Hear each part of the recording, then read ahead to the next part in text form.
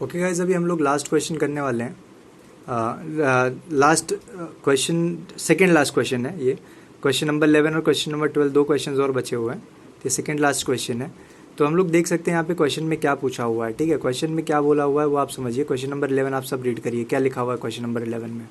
ठीक है, तो आप देख सकते हैं क्वेश्चन नंबर 11 में लिखा हुआ है कि right the following numbers in ascending order. ठीक है, क्वेश्चन नंबर 11 असेंडिंग है, क्वेश्चन नंबर 12 डिसेंडिंग है। ठीक है, अच्छा, तो असेंडिंग और डिसेंडिंग ऑर्डर में लिखने में प्रॉब्लम क्या है भाई? सबको पता है असेंडिंग ऑर्डर और डिसेंडिंग ऑर्डर क्या होता है। एक स्मॉलर टू ग्रेटर होता है, दूसरा ग्रेटर टू स्मॉलर होता है। ठीक है, इसमें कोई बहुत बड़ा रॉकेट साइंस तो लगाना नहीं है, बहुत सिंपल सी बात है ना। बचपन से पढ़ रहे हैं ascending and descending order. But ये क्वेश्चन में क्यों दिया हुआ है भाई? 9th में क्यों पूछ लिया असेंडिंग एंड डिसेंडिंग? जो हम लोग 4th, 5th, 6th question standard में पढ़ते हैं वो यहाँ पे क्यों पूछ रहा है?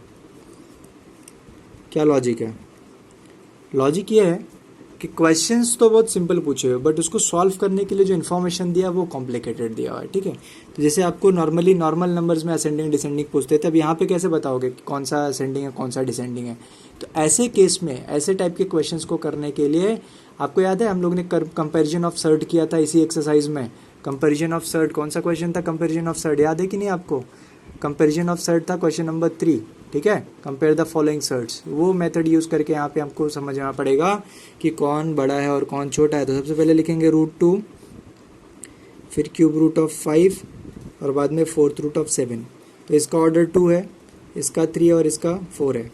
अब आप बताइए मुझको कि यहाँ पे एलसीएम क्या निकलेगा। मुझको तो पता है कि इसका एलसीएम 12 आने वाला है, लेकिन आपको पता है कि नहीं वो इम्पोर्टेंट है। 2 1 2, ठीक है, फिर से 2 और बाद में 3। ठीक है, पता चल जाता है, धीरे धीरे प्रैक्टिस करते करते आपको भी समझ जाएगा कैसे। लेकिन नहीं आता है तो इस मेथड से आप निकाल सकते हैं। तो 2 2 4, 4 3 12, योर एलसीएम इज 12। मतलब सबका ऑर्डर क्या होना चाहिए? 12 होना चाहिए। है क्या 12? नहीं है, तो 12 बनाइए उसको। यहाँ पे 2 है ना, सॉरी 2 यहाँ पे ले लेते हैं। 2 को किससे मल्टीप्लाई करें कि वो 12 बन जाए? 6 से मल्टीप्लाई करेंगे, तो 2 का पावर क्या करना पड़ेगा? 6 करना पड़ेगा। ठीक है, दिख रहा है कि नहीं? और यहाँ पे क्या करना पड़ेगा? ये दिस इज रफ वर्क। हाँ, okay, this is rough work. यहाँ पे 3 है, 3 को किससे मल्टीप्लाई करें कि 12 बन जाए? 4 से। और 4 को किससे करना पड़ेगा? 3 से। अब इनके सबके वैल्यूज़ यहाँ पे आपको लिखने पड़ेंगे। तो व्हाट इज़ 2 का पावर 6? 2 का पावर 5 होता है 32, तो ये 64 होगा मेरे को लग रहा है। कितना होगा? 64। और यहाँ पे आप निकालेंगे तो क्या हो जाएगा? 2 का पावर 4 कितना होता है? 2 का पावर 3 होता है 8, और ये हो जाएगा 16। और इसका वैल्यू कितना हो जाएगा? 7⁻3 729 आई थिंक। 7 का कितना होता है? 729 होता है आई थिंक।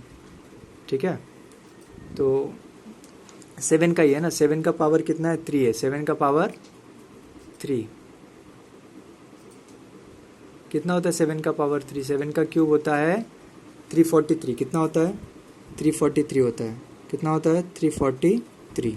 ठीक है, तो ये सारे वैल्यूज़ यहाँ पे आ गए। अब बताओ मुझको कि कौन बड़ा और कौन छोटा है। बहुत आसानी से पता चल रहा है कि 343 सबसे बड़ा है, फिर 64 है, और सबसे पहले है 16। क्योंकि हम लोग असेंडिंग ऑर्डर में लिख रहे हैं, that means we have to write in this way. तो आप यहाँ पे ऐसे लिख सकते हो, दिख रहा है कि नहीं? ठीक है, तो यहाँ पे आप सिंस लिखिए, since 16 is smaller than 64 than 343, तो therefore 16 is a value of what? 16 is a value of cube root of 5। 64 is the value of square root of 2, and 343 is the value of 4th root of 7. So this is your way how to write in ascending order. समझ में आ गया बात? तो पहले ये तो करना पड़ेगा आपको, ये जो एलसीएम वाला फंडा ये कर लिया आपने, फिर उनके वैल्यूज़ को अरेंज कर दीजिए असेंडिंग ऑर्डर में, बाद में उनकी ओरिजिनल वैल्यूज़ आप लिख दीजिए और आपके आंसर हो जाएंगे फिनिश। ठीक है, अब इसका क्वेश्चन 11th का क्वेश्चन नंबर 2 करना इंपॉर्टेंट नहीं था, बट करना पड़ेगा। क्यों करना पड़ेगा? क्योंकि आपको शायद से ना समझे अगर आप खुद से ट्राई करें, क्योंकि आप ना कभी कभी बहुत ज़्यादा कंफ्यूज हो जाते हो। तो ये देखिए यहाँ पे क्या लिखा हुआ है? 4√3,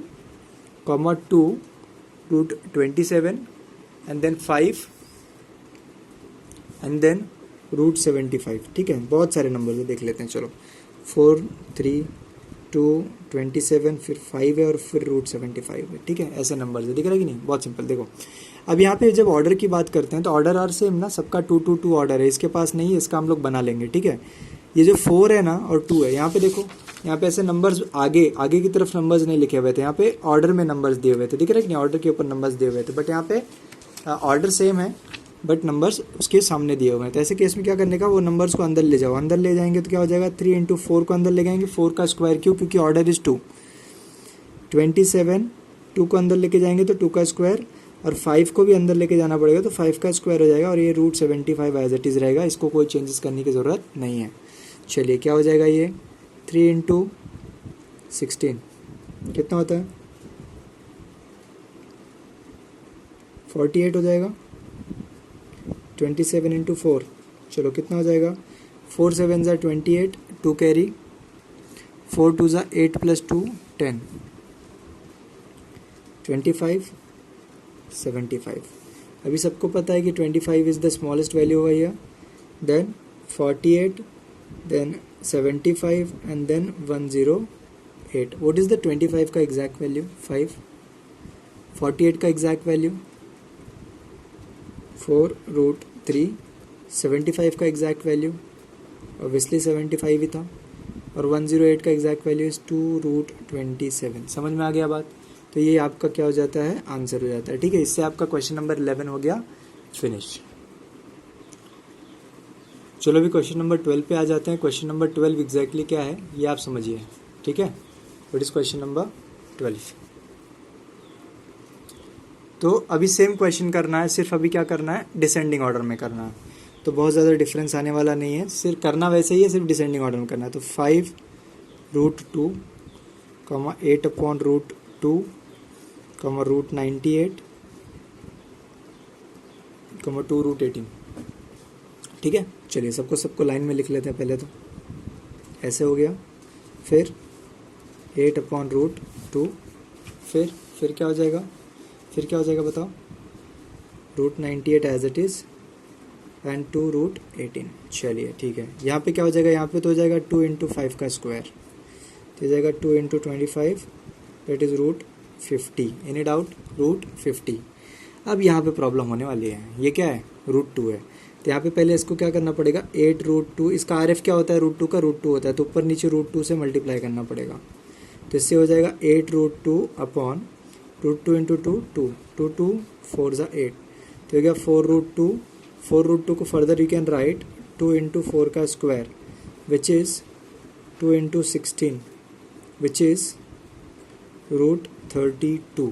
ठीक है, तो ये पूरा इसका पार्ट है, दिख रहा है ना, यहाँ तक पूरा इसका पार्ट है, √32 कितना हो जाएगा, √32। समझा ना, ये √2 डिनोमिनेटर में नहीं हो सकता, तो इसको रिमूव करने के लिए ऊपर नीचे RF से मल्टीप्लाई करना पड़े, तो 8√2 अपॉन 2, 2 4 ज़ा 8, तो 4√2 हो गया। अब ये 4 बाहर है, बाहर से अंदर जाएगा तो स्क्वायर हो जाएगा ना, सबके साथ हुआ, देखो 5 के साथ भी हुआ, तो 4 का स्क्वायर कितना होता है 16, 16 2 ज़ा कितना होता है 32। ठीक है, थोड़ा सा आप स्पेस दे के लिखना, ठीक है, आप इसके लिए थोड़ा ज़्यादा स्पेस देना, इतना लंबा सॉल्व होगा।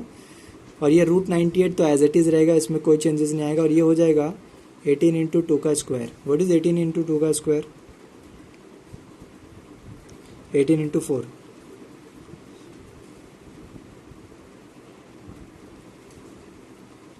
18 4 ज़ा कितना होता है 72। अब आप सारे नंबर्स लिखने हैं, बस किस में लिखना है, डिसेंडिंग ऑर्डर में लिखना है, मतलब greater to smaller. So which is the greatest number over here, सबसे बड़ा नंबर यहाँ पे 98 दिख रहा है मुझे, सॉरी 98 दिख रहा है। 98 के बाद फिर क्या आएगा, 72 आएगा, फिर क्या आएगा 50 आएगा, फिर क्या आएगा 32 आएगा। तो 98 किसका वैल्यू था बताइए, 98 √98 का वैल्यू था। 72 किसका वैल्यू था, 2√18 का। 50 किसका वैल्यू था, 5√2 का। और 32 किसका वैल्यू था, 8/√2 का। ये आपका क्या हो गया, आंसर हो गया, इसका क्या हो गया, आपका ये आंसर हो गया। ठीक है, अब आ जाते हैं इसके लास्ट क्वेश्चन पे, विच इज़ 12th का सेकेंड पार्ट। ठीक है, तो क्वेश्चन नंबर 12th का सेकेंड पार्ट क्या बताइए, क्यूब रूट ऑफ 5। ठीक है, अब ये 11th का फर्स्ट वाले के जैसा हो गया, √3 4th रूट 8, करेक्ट ना, सिंपल है। देखिए क्यूब रूट ऑफ 5 लिख दीजिए पहले, फिर स्क्वायर रूट ऑफ 3 और बाद में फोर्थ रूट ऑफ 8। ठीक है, लिख लिया आपने, ओके। अब ये इसका ऑर्डर 3 है, इसका ऑर्डर 2, इसका ऑर्डर 4 है, तो 3 2 और 4, फिर से वही काम 12 आने वाला एलसीएम। कैसे आएगा 12, जैसे उसमें आया था वही यहाँ पे भी करना है। तो आप 2 से स्टार्ट करिए, तो 3 1 2, फिर आप 2 से स्टार्ट करिए 3 1 1, फिर 3 1 1 1, ठीक है। 3 4 12 है ना। तो यहाँ पे भी क्या होगा, 3 को 4 से मल्टीप्लाई करना पड़ेगा, तो 5 का पावर क्या हो जाएगा 4। 2 को 6 से मल्टीप्लाई करना पड़ेगा, किससे मल्टीप्लाई करना पड़ेगा 6 से, बिकॉज 6 2 ज़ा 12, तो 3 का पावर हो जाएगा 6। 4 को 3 से मल्टीप्लाई करना पड़ेगा, तो क्या हो जाएगा 8 का पावर 3। तो जिससे आप मल्टीप्लाई करते हैं उसको ही पावर में लेना, ये चीज़ आप याद रखिएगा, ठीक है।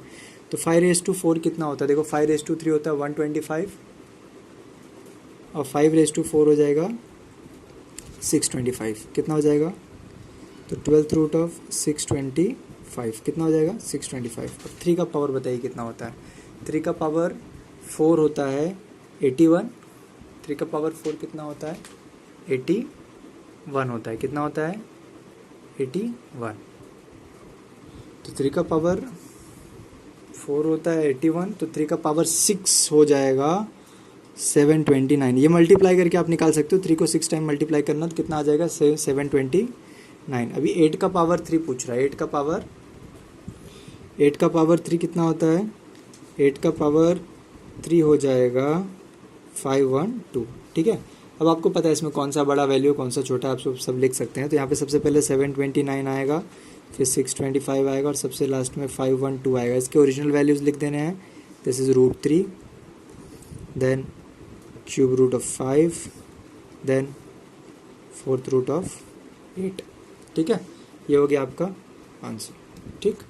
इस तरीके से आपका जो है पूरा का पूरा चैप्टर जो है वो हो गया फिनिश। इसके बाद हम लोग न्यू चैप्टर से स्टार्ट करेंगे, ठीक है। Thank you.